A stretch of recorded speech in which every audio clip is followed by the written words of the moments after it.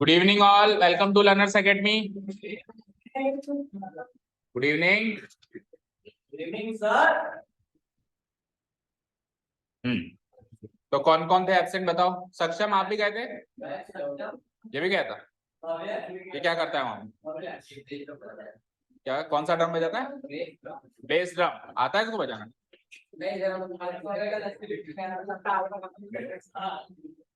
और कौन कौन गया था? बस दोनों ही गए थे। चलिए चलो अच्छी बात है। देखो आवाज नहीं। भव्य 80 फीट पे लड़ रहा था किससे? चलिए तो एक बार हमारे मयंक एंड सक्षम के लिए ज्यादा शोर नहीं करना है, मीठी मीठी छोटी सी क्लैपिंग।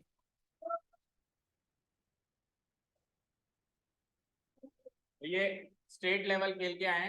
क्या बोलते हैं आपके स्पोर्ट को?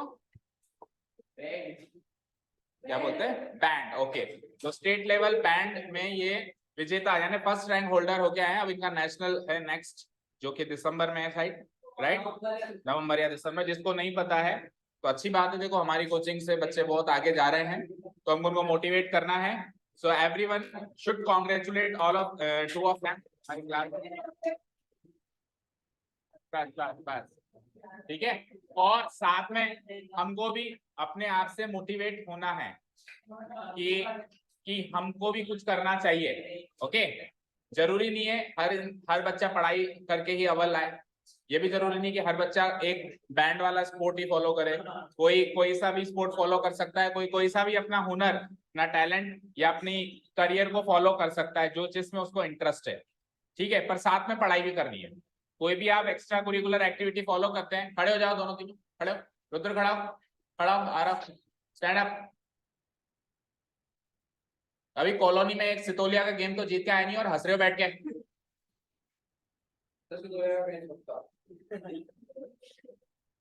खड़े रहो, मजाक चल रहा है क्या यहाँ पे?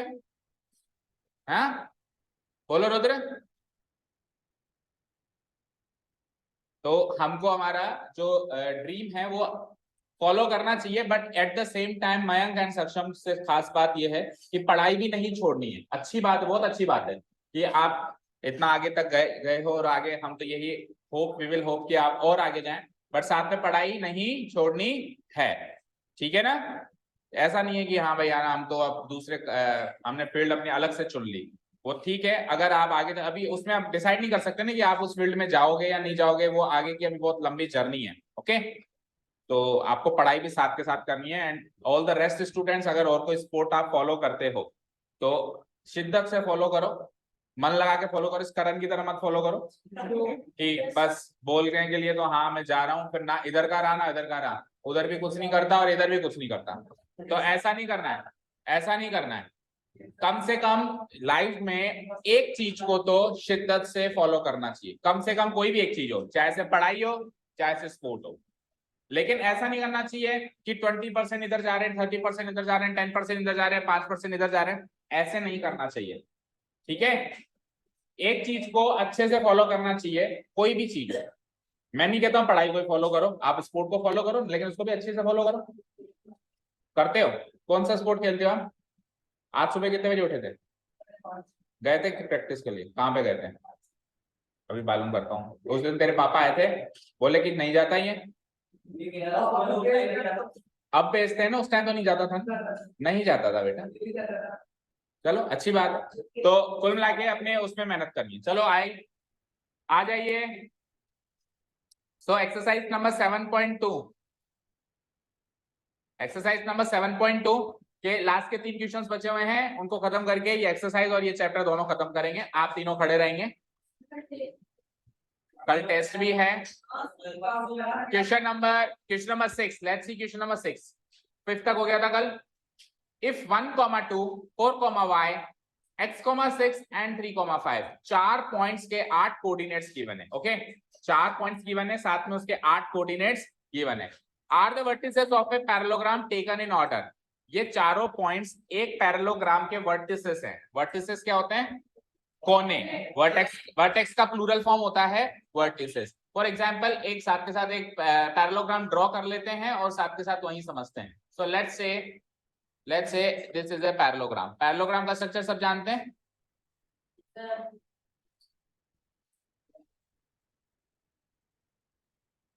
सो पैरेललोग्राम का नाम हम रख देते हैं ABCD, A B C D। अब इसके जो हमको चार पॉइंट्स के जो 8 कोऑर्डिनेट्स गिवन है उनको हमको ऑर्डर में लेना है। ऑर्डर मतलब यहाँ पे ऑर्डर मतलब ऑर्डर देने वाला ऑर्डर नहीं है, यहाँ पे ऑर्डर का मतलब है सीक्वेंस। यहाँ पे ऑर्डर का मतलब क्या है? क्रम या सीक्वेंस। तो इनको ऑर्डर में लेना है। अगर आपने 1,2 को A रखा है तो फिर आपको 4,y को B और x,6 को C और 3,5 को D रखना पड़ेगा। या तो आप एंटी क्लॉकवाइज डायरेक्शन में चलेंगे या फिर आप क्लॉकवाइज डायरेक्शन में चलेंगे। इसके अलावा और कोई भी तीसरी डायरेक्शन नहीं होगी। ऐसे नहीं करेंगे कि सर पहला इसको रख लिया, दूसरा इसको रख लिया, तीसरा इसको रख लिया, चौथा, ऐसे भी नहीं चलेंगे। ना ही ऐसे चलेंगे, कई बच्चे ऐसे भी चलते हैं, पहला दूसरा फिर तीसरा यहाँ आ जाते हैं, ये तीसरा और ये चौथा, ये भी गलत है। तो ऑर्डर ब्रेक हो गया ना, 1 2, तो 2 के बाद फिर 3 ये वाला होगा और 4 ये वाला होगा। एंटी क्लॉकवाइज चलो तो पूरा एंटी क्लॉकवाइज और क्लॉकवाइज चलो तो फिर पूरा क्लॉकवाइज। अगर हमने इसमें ऑर्डर मिसमैच कर दिया तो आंसर में डिफरेंस आ जाएगा। आप खुद समझ पा रहे हो क्योंकि जो कोऑर्डिनेट्स जहां रखने चाहिए वहां रखे नहीं हमने। क्लियर है? तो हम ABCD ऐसे एंटी क्लॉकवाइज डायरेक्शन चल रहे हैं, या फिर आप चाहो तो क्लॉकवाइज डायरेक्शन चल लो, ऊपर से आ जाओ ABCD, पर एक ऑर्डर होना चाहिए कैसा भी, एंटी क्लॉकवाइज या फिर clockwise. So let's go anti clockwise for the time being now. और आ जाइए यहाँ पे अपन कोऑर्डिनेट्स भी मार्क कर लेते हैं। 1,2 A के कोऑर्डिनेट्स क्या है? 1,2, B के हैं 4,y, C के कोऑर्डिनेट्स हैं x,6 एंड D के कोऑर्डिनेट्स हैं 3,5। ओके, तो हो गए 4 वर्टिसेस के 8 कोऑर्डिनेट्स मार्क और ऑर्डर में ही मार्क किए हैं।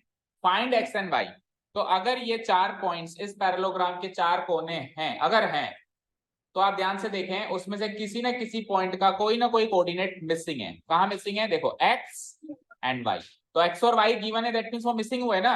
बोलो भाई, x कोई वैल्यू थोड़ी ना बनी, x कोई भी वैल्यू नहीं बनी, ना ही y बनी, तो ये मिसिंग कोऑर्डिनेट्स माने गए। तो इन मिसिंग कोऑर्डिनेट्स को फाइंड आउट करना है x एंड y। क्वेश्चन तो समझ में आ गया सबको?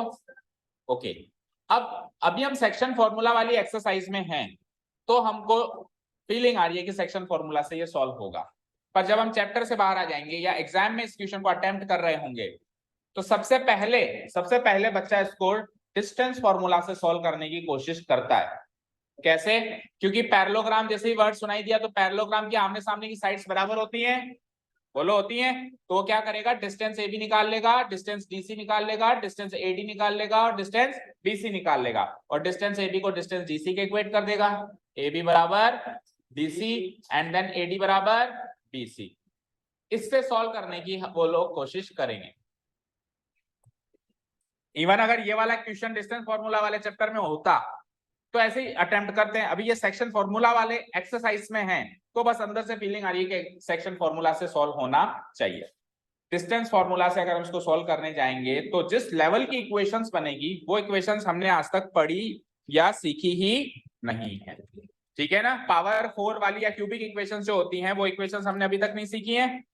तो इसीलिए ऐसा नहीं कि इससे सॉल्व नहीं हो सकता, बट इससे सॉल्व करने का प्रोसेस हमको नहीं पता। इससे जो इक्वेशंस बनेगी उन इक्वेशंस को सॉल्व कैसे करते हैं वो प्रोसेस हमको नहीं पता। So we will go it by section formula. By what? Section formula. अब सेक्शन फॉर्मूला से कैसे इसको सॉल्व करेंगे उसके बारे में जानते हैं। सेक्शन फॉर्मूला एक ऐसा फॉर्मूला है जो किसी लाइन सेगमेंट को किसी रेशियो में डिवाइड करते हैं, तो उसके रेशियो से बीच वाले पॉइंट ऑफ डिवीजन के कोऑर्डिनेट्स पता करके देता है। अब यहाँ पे अभी तक तो ऐसी कोई लाइन सेगमेंट दिखाई ही नहीं दे रही जो किसी रेशियो में डिवाइड हो रही हो। बताओ, लाइन सेगमेंट AB किसी रेशियो में डिवाइड हो रही है क्या? ना AD हो रही है, ना DC हो रही है, ना BD हो रही है। तो सेक्शन फॉर्मूला का अभी तो कोई रोल ही नहीं है इस फिगर में, पर्टिकुलर इस फिगर में। तो सेक्शन फॉर्मूला का रोल कब होगा? जब मैं यहाँ पे 2 डायगोनल्स ड्रॉ कर दूंगा। क्या ड्रॉ करूंगा? 2 डायगोनल्स, डायगोनल AC और diagonal and let them intersect each other at O. Let them intersect each other at O. अब पैरेललोग्राम के डायगोनल्स के बारे में एक बहुत ही इंपॉर्टेंट प्रॉपर्टी है जो ऐसे जगह पे काम आती है और बहुत सारे क्वेश्चंस को सॉल्व करके देती है। वो प्रॉपर्टी याद है क्या मनन? पैरेललोग्राम की डायगोनल्स एक प्रॉपर्टी फॉलो करते हैं। इवन जितने भी स्पेशल टाइप ऑफ क्वाड्रिलेटरल्स हैं, parallelogram, rectangle, rhombus and square, चारों के चारों क्वाड्रिलेटरल जो स्पेशल टाइप ऑफ क्वाड्रिलेटरल हैं, उनके डायगोनल्स कुछ ना कुछ प्रॉपर्टीज फॉलो करते हैं। पैरेललोग्राम के भी करते हैं, स्क्वायर के भी कुछ डिफरेंट प्रॉपर्टी फॉलो करते हैं। तो वो सबकी प्रॉपर्टीज हमको पता होनी चाहिए, क्योंकि अभी तो मैं रेक्टेंगल इसकी पैरेललोग्राम की बता दूंगा, फिर कल को मान लो पैरेललोग्राम में आके स्क्वायर आ जाए, तो स्क्वायर की प्रॉपर्टीज पता होनी चाहिए, उसके डायगोनल्स की प्रॉपर्टीज पता होनी चाहिए। ठीक है, तो चलो अभी बात करते हैं पैरेललोग्राम की डायगोनल्स क्या प्रॉपर्टी फॉलो करते हैं। पैरेललोग्राम के डायगोनल्स एक दूसरे को बाइसेक्ट करते हैं। क्या करते हैं? ये डायगोनल इसको बाइसेक्ट करता है, ये डायगोनल इसको बाइसेक्ट करता है। बाइसेक्ट करने का मतलब होता है 50-50 कर देना, आधा आधा कर देना, डिवाइड कर देना टू इक्वल पार्ट्स में, टू इक्वल पार्ट्स में डिवाइड कर देना। तो यानी कि बीडी डायगोनल ने एसी डायगोनल को टू इक्वल पार्ट्स में डिवाइड किया तो फिर एओ बराबर सीओ हो गया। और सिमिलरली एसी डायगोनल ने भी तो बीडी डायगोनल को टू इक्वल पार्ट्स में डिवाइड किया, तो फिर किया तो डीओ बराबर डीओ हो गया। दैट मींस एओ और ओसी बराबर है, साथ में बीओ और डीओ भी आपस में बराबर है। फॉर्म चाहिए?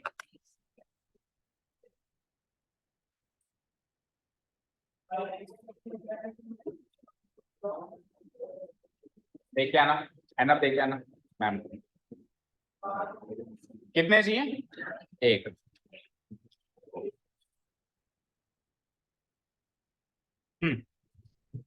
ठीक है, सो ये दोनों डायगोनल्स बराबर, मतलब दोनों डायगोनल्स जिस पॉइंट पे इंटरसेक्ट हो रहे हैं वो पॉइंट उनका मिड पॉइंट है। बोलो है या नहीं है?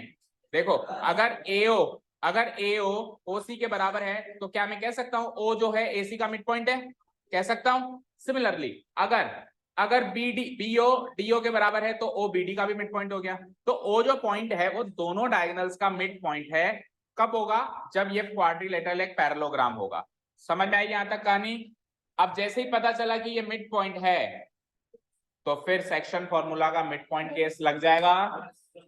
लगेगा नहीं लगेगा? लग जाएगा ना। तो एक बार एसी डायगोनल में हम लगाएंगे सेक्शन फॉर्मूला का मिड पॉइंट केस, एक बार बीडी डायगोनल में लगाएंगे। एक डायगोनल से एक्स की वैल्यू आएगी, एक डायगोनल से वाई की। देखो यहां पर ए और सी में से एक्स की वैल्यू मिसिंग है तो यहां से एक्स की आ जाएगी, और फिर यहां से वाई की वैल्यू मिसिंग है तो यहां से वाई की आ जाएगी। शुरू करें प्रेजेंटेशन। चलो लिखिए हेयर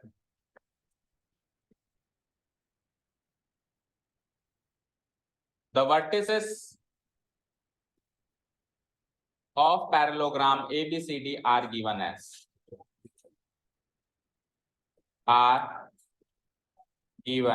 as चारों वर्टिसेस लिख देंगे हम ए विथ उसके कोऑर्डिनेट्स के साथ। ए के coordinates 1,2, then B 4,y, then C x,6 and finally D 3,5। Done.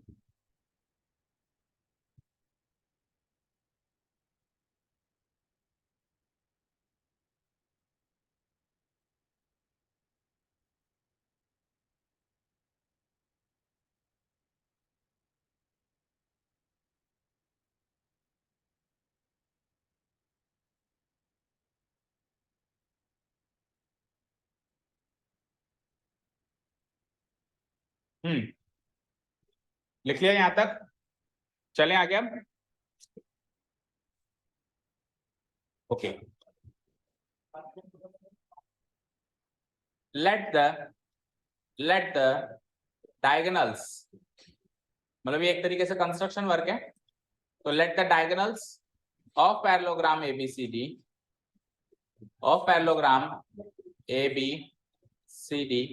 intersect each other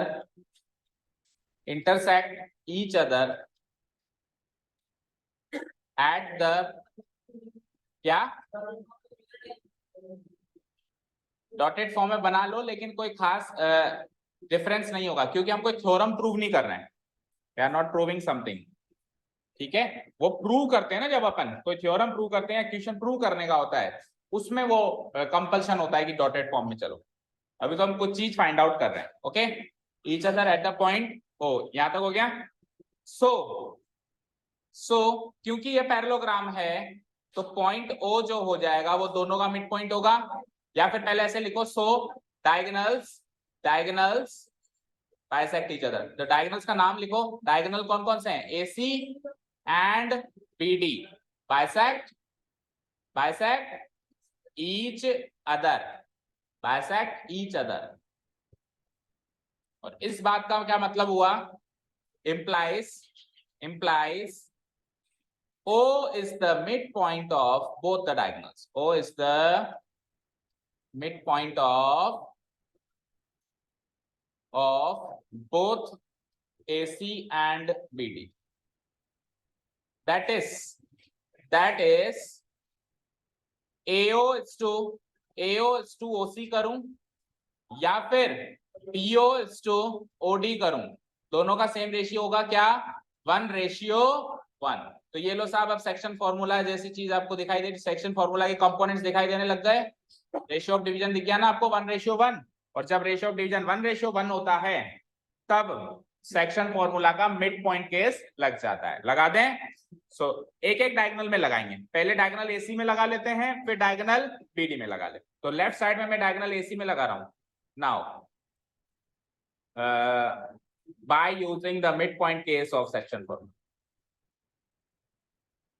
The midpoint case of section formula. We have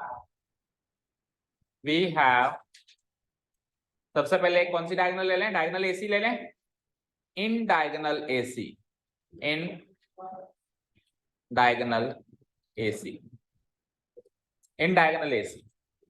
तो डायगोनल एसी पे सब लोग फोकस करो, इधर देखो एसी पे। तो एसी पे ओ उसका पॉइंट ऑफ डिवीजन है, यस और नो। तो ओ पॉइंट के जो कोऑर्डिनेट्स हम निकालेंगे वो कैसे निकालेंगे, 1 + x डिवाइडेड बाय 2, यस और नो बोलो। ओके कोऑर्डिनेट्स कैसे निकालेंगे, 1 + x डिवाइडेड बाय 2 और दूसरा 2 + 6 डिवाइडेड बाय 2। तो in diagonal AC comma the coordinates of the point of division O are the coordinates of the point of division O are x coordinate क्या हो जाएगा, 1 + x divided by 2। समझ में आ रहा है सबको, एवरेज ले लेते हैं ना एंड पॉइंट्स का। तो 1 + x डिवाइडेड बाय 2 और y कोऑर्डिनेट क्या हो जाएगा, 2 + x डिवाइडेड बाय, लिख दो 1 + x डिवाइडेड बाय 2 और दूसरा 2 + 6 डिवाइडेड बाय 2।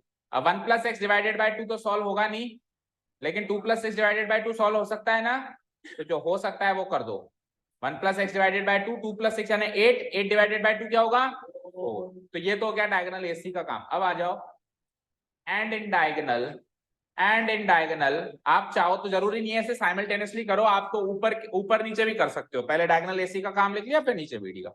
मैं यह कंपैरिजन हो जाएगा आपके लिए, इसलिए मैं साइड बाय साइड लिख रहा हूं। एंड इन डायगोनल बीडी, तो बीडी डायगोनल का भी तो वो मिड पॉइंट है या नहीं है, कौन, ओ है ना। तो again the coordinates of the point of division O are the coordinates of the point of division O are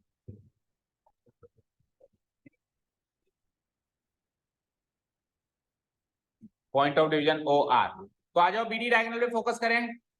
तो बीडी डायगोनल इधर देखो सब लोग, बीडी डायगोनल में O मिड पॉइंट है, तो O का x कोऑर्डिनेट कैसे निकालेंगे बोलो, 3 + 4 डिवाइडेड बाय 2 और 5 + y डिवाइडेड बाय 2, ऐसे ही निकालेंगे। चलो निकालते हैं। r x कोऑर्डिनेट निकलेगा 4 + 3, पहले d का ले लो फिर d का ले लो, 4 + 3 divided by 2, comma y coordinate कैसे निकालेंगे, y + 5 whole divided by 2। Again इसमें 4 + 3 डिवाइडेड बाय 2 को लिख सकते हैं हम 7/2 और उसको एज इट इज छोड़ दो, y + 5 होल डिवाइडेड बाय। बोलो यहां तक कोई डाउट, क्या 3.5 फाइनल आंसर ये थोड़ी ना हमारा, अभी तो हमको इसको कंपेयर करना है। 3.5 अगर हम इसको लिख भी देंगे तो फिर जब सॉल्व करेंगे वापस 7/2 लिखना पड़ेगा। ठीक है, फाइनल आंसर होता तो बात अलग थी। ठीक है, और कोऑर्डिनेट ज्योमेट्री सिस्टम में डेसिमल वैल्यू में कन्वर्ट करना कोई कंपलसरी नहीं आता, फ्रैक्शनल भी छोड़ सकते हैं। ठीक है ना, हर एक चैप्टर में आंसर आंसर किस फॉर्मेट में होना चाहिए इसका एक प्रॉपर स्ट्रक्चर होता है। तो कोऑर्डिनेट ज्योमेट्री में हम फ्रैक्शनल फॉर्म में भी आंसर को छोड़ सकते हैं। ठीक है, चले अब सुनो, इधर देखो स्क्रीन पे, ये भी ओ के कोऑर्डिनेट्स हैं और ये भी तो ई के कोऑर्डिनेट्स हैं। भाई इधर डायगोनल एसी से निकले, ये इधर डायगोनल बीडी से निकले। इधर देखो स्क्रीन पे, डायगोनल एसी से ओ के कोऑर्डिनेट्स ये निकले, बताओ, और डायगोनल बीडी से इस मिड पॉइंट ओ के कोऑर्डिनेट्स ये निकले। तो ये दोनों कोऑर्डिनेट्स है तो ओ के ही है, तो ओ के ही, तो दोनों बराबर होंगे नहीं होंगे? होंगे ना। तो हम क्या करेंगे, क्योंकि ये दोनों कोऑर्डिनेट्स ओके हैं तो दोनों के एक्स कोऑर्डिनेट और दोनों के वाई कोऑर्डिनेट इक्वेट कर देंगे। इसका एक्स कोऑर्डिनेट इसके एक्स कोऑर्डिनेट से इक्वेट कर देंगे और इसका वाई कोऑर्डिनेट इसके वाई कोऑर्डिनेट से इक्वेट कर, समझ गए? तो एक्स कोऑर्डिनेट इक्वेट करेंगे तो एक्स की वैल्यू आ जाएगी, वाई कोऑर्डिनेट इक्वेट करेंगे तो वाई की वैल्यू आ जाएगी। बोलो समझ आया? समझ में आ गया? चलिए तो लिखते हैं हम इसके आगे की कहानी। नाउ इसको इक्वेशन 1 इक्वेशन 2 मार्क के फ्रॉम इक्वेशन 1 देखो ऐसे डाल दो, स्टेप मतलब point number 1 and point number 2। Now from 1 and 2, now from 1 and 2 we get so equation 1 and 2 में से एक्स कोऑर्डिनेट को इक्वेट करो। इस इधर से एक्स कोऑर्डिनेट क्या निकला था, 1 + x whole divided by 2, 1 + x whole divided by 2 equal to, उधर से क्या निकला था एक्स कोऑर्डिनेट 7/2। तो ले 2 से 2 कट गया ना, बोलो विनीत 2 से 2 कटा नहीं कटा? एंड चलो वाई कोऑर्डिनेट से वाई कोऑर्डिनेट इक्वेट करते हैं। तो उधर का वाई कोऑर्डिनेट क्या था, टेल मी? 4। उधर का वाई कोऑर्डिनेट क्या था, 4 इक्वल टू, इधर का वाई कोऑर्डिनेट कौन है, क्या, y + 5 whole divided by y + 5 whole divided. Done. तो इस दोनों इक्वेशंस को सॉल्व करके हम x एंड y की वैल्यू निकालेंगे। देखो यहाँ तो 2 से 2 एज इट इज काट दो, तो 1 + x = 7 है, तो x = 7 - 1 that is 6।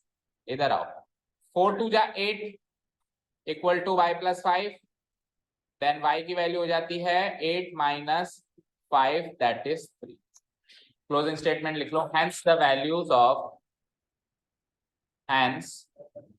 values of क्या हुआ, x and y are, x की वैल्यू 6 and y की वैल्यू 3 respectively।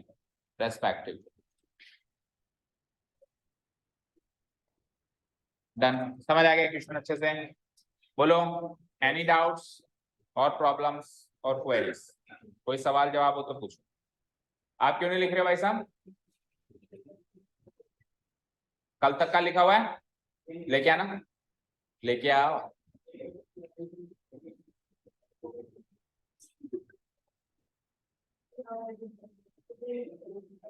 तो फिर यहाँ क्या करने आता है, तू समझ क्या करने आता है, समझने, तू समझ रहा है? तेरा तो ध्यान ही पता नहीं कहाँ है, पता नहीं क्यों अपनी मस्ती में ही मस्त है तू तो। वहां पर रिलैक्स करने आता है कि यहाँ पे कोई रिहैबिलिटेशन सेंटर है? और अगर यही है तो फिर वीडियो आ जाए तो फिर आए मत कर, घर पे वीडियो समझ लिया कर लिया कर।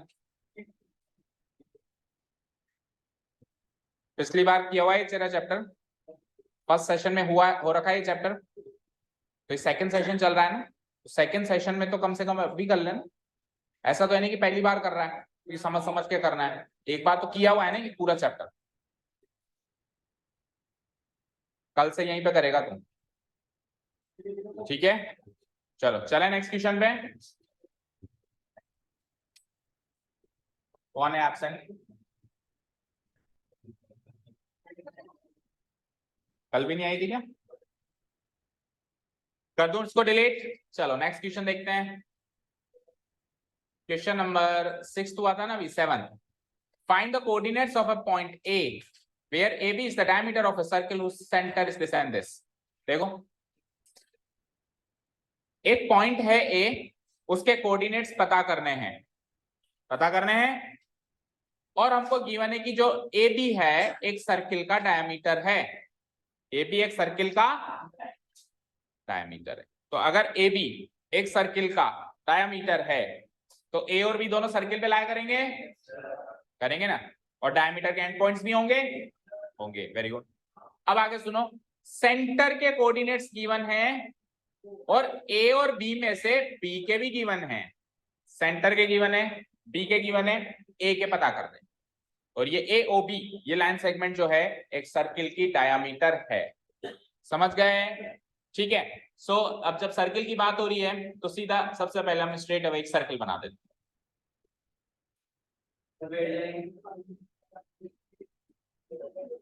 सर्किल बना लिया। अभी थोड़ी और मासूमियत आने दे तेरे चेहरे में, अभी तो शैतानियत दिखाई दे रही है। खड़ा रहे, खड़ा रहे। नहीं,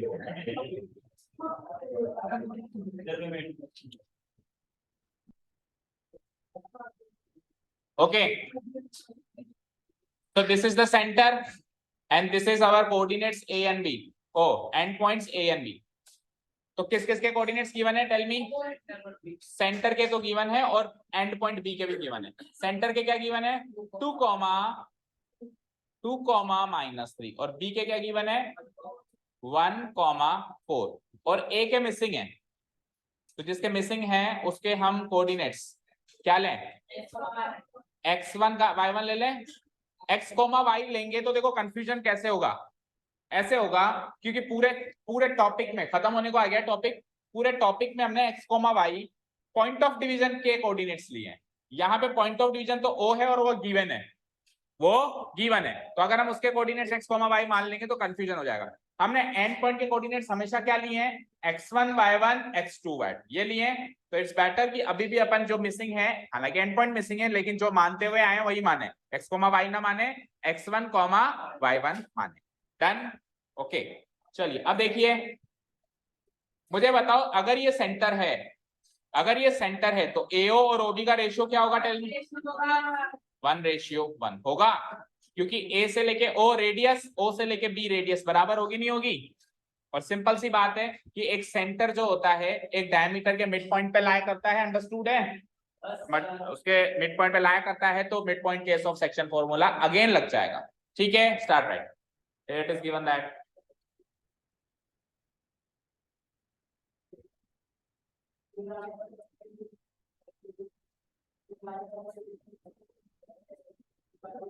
O जिसके कोऑर्डिनेट्स हैं 2,-3,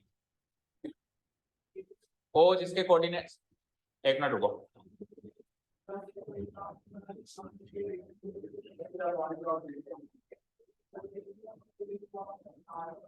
पहले डायमीटर के बारे में लिखो। AB is the diameter of a circle. AB is the diameter of a circle with center O, और अब इसके कोऑर्डिनेट्स लिख लो। क्या गिवन है? 2,-3। एक बात ये हो गई। ऑल्सो साथ में AB डायमीटर के एक एंड पॉइंट का कोऑर्डिनेट्स भी गिवन है, B के। A के तो नहीं गिवन है, किसके गिवन है? B के। Also the coordinates of the end point B,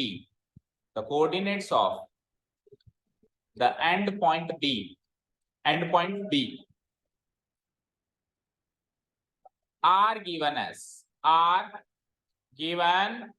as अब B जो एंड पॉइंट है उसके कोऑर्डिनेट्स हम मान लेते हैं x2, y2। क्या मान लेते हैं? और x2, y2 की वैल्यू क्या गिवन है? 1,4। ओके, A तो हो गया x1, y1, B हो गया x2, y2 और पॉइंट ऑफ डिवीजन क्या हो जाता है? इन दोनों का एवरेज हो ही जाता है और वो हमको गिवन है। डन? अब A के कोऑर्डिनेट्स मिसिंग है, तो now let the coordinates of the end point A be x1, y1। Let the coordinates of the end point A be x1, y1 ये मान लिया हमने इसके कोऑर्डिनेट्स, कोई डाउट नहीं आता नहीं।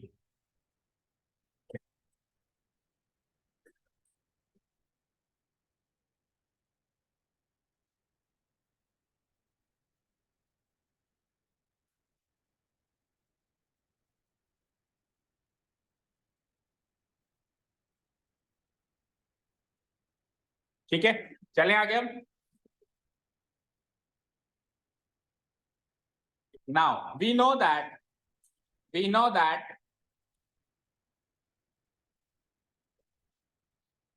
the center of a circle, the center of a circle is lies at the midpoint, lies at the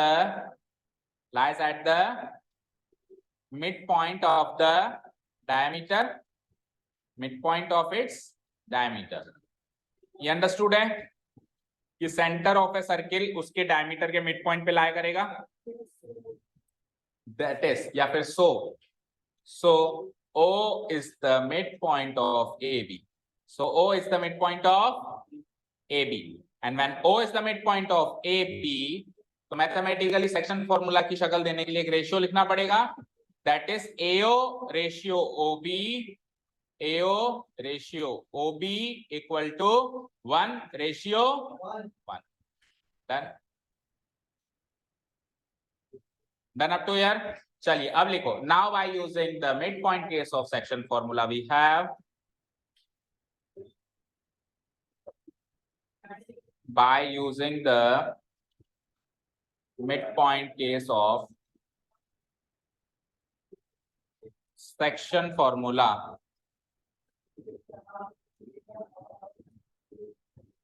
we have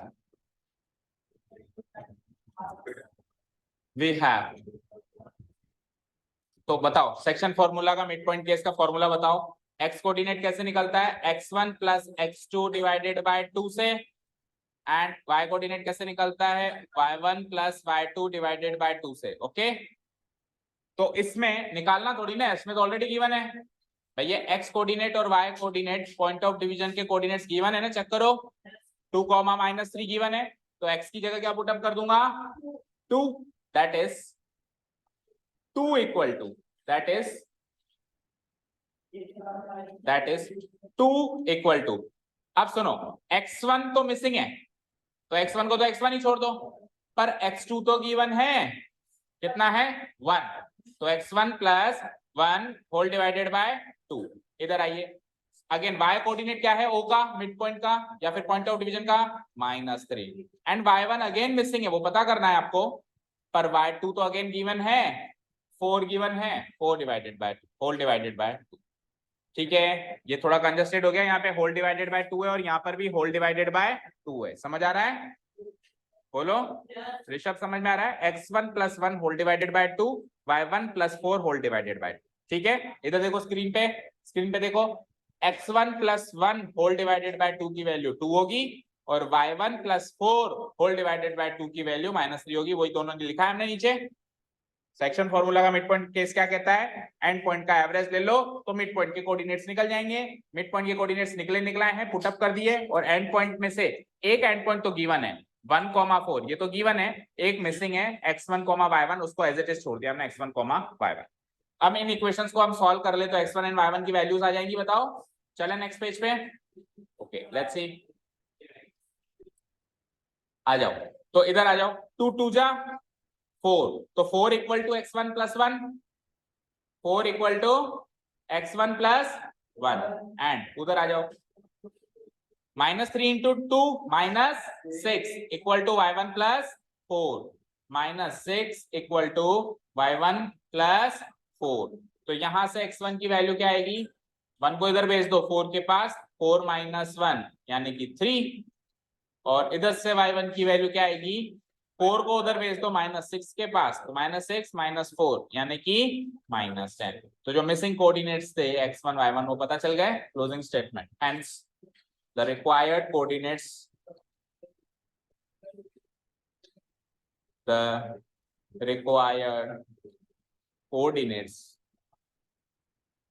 of the end point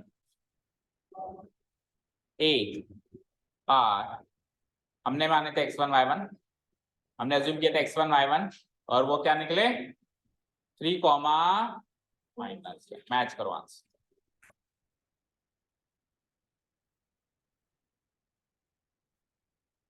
last question चलें, हो गया पूरा नोट डाउन?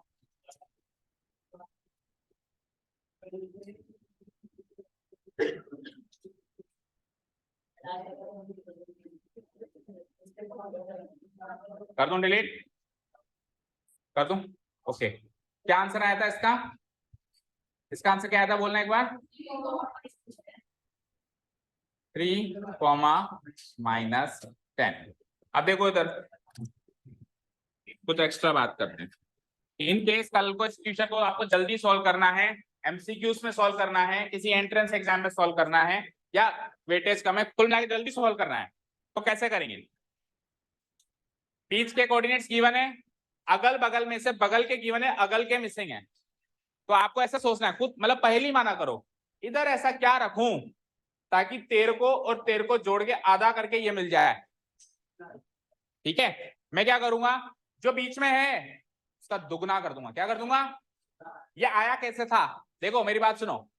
मैं सपोज करो यहां से ऐसे गया और मेरे को उस दीवार को टच करना है, तो मैं राइट साइड घूमा, मैं राइट साइड घुमा नहीं घुमा, अब वापस इस जगह पे आना है तो वहां से स्ट्रेट जाके राइट साइड थोड़ा ना लेफ्ट साइड घूमूंगा ना, तो जो प्रोसेस मैंने पहले अपनाया था उसका उल्टा प्रोसेस अपनाना पड़ता है, यस और नो? अपोजिट प्रोसेस अपनाना पड़ता है अगर उल्टी डायरेक्शन में चलना हो। तो ये 2 कैसे आया था आधा करके, तो दुगना कर दो। आधे करने का अपोजिट क्या होगा? इसका दुगना, इसका दुगना। 4 में से 1 इधर बैठा है तो 3 इधर, समझे? इसका दुगना 4। अब ये 4 किस किस का सम है? अगल बगल का सम है, तो 3, 1 तो उधर बैठा है, उधर कौन बैठेगा? 3। इसका दुगना करो -6, -6 में से 4 तो इधर बैठा है, यानी कि माइनस किन 2 नंबर्स को जोड़ूं ताकि -6 आ जाए? तो -10 के साथ 4 जोड़ूंगा तभी तो 6 आएगा। या यूं कह सकता हूं कि दुगना करके ये घटा दो, इसका दुगना करके ये घटा दो तो वो आ जाएगा। यही हो रहा है, चेक करो। 4 का दुगना करके 1 घटाया 3 आया, -3 का दुगना करके -6 में से 4 घटाया -6 -4 -10 आया।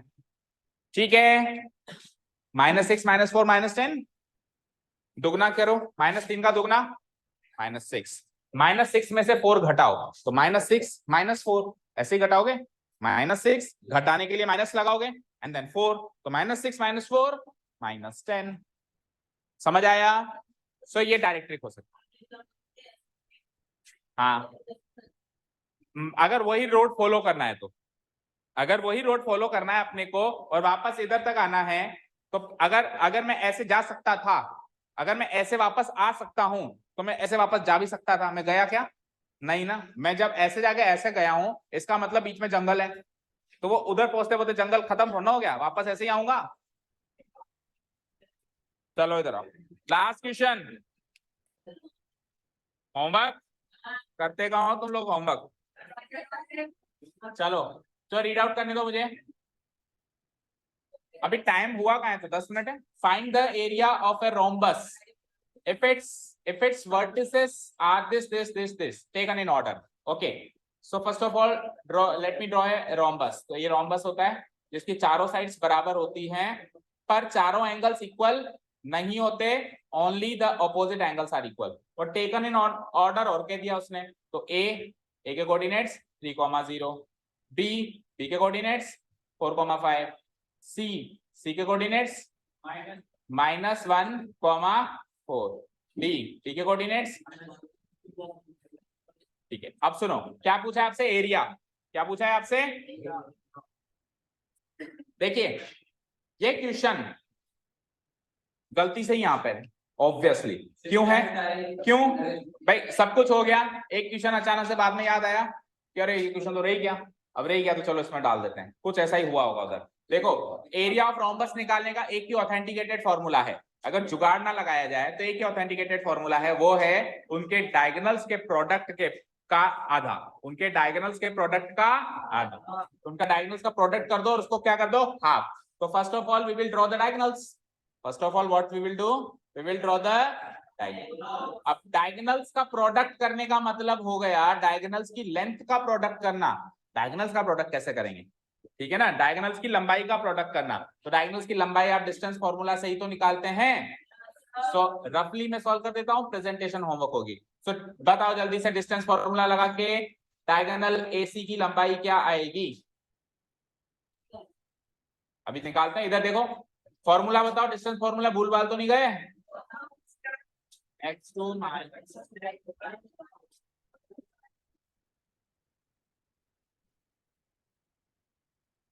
I hope class last session खत्म होते होते तो कम से कम एक आंसर तो आप सबकी एक आवाज में आएगा। तो x2 minus x1, x2 minus x1 देखो, तो c माइनस a करेंगे हम, -1 -3, -1 -3 क्या होता है, power square, then y2 minus y1, तो 4 माइनस 0, 4 माइनस 0 4, अगेन 4 का स्क्वायर, क्या हो बन गया ये रूट 16 + 16 √32।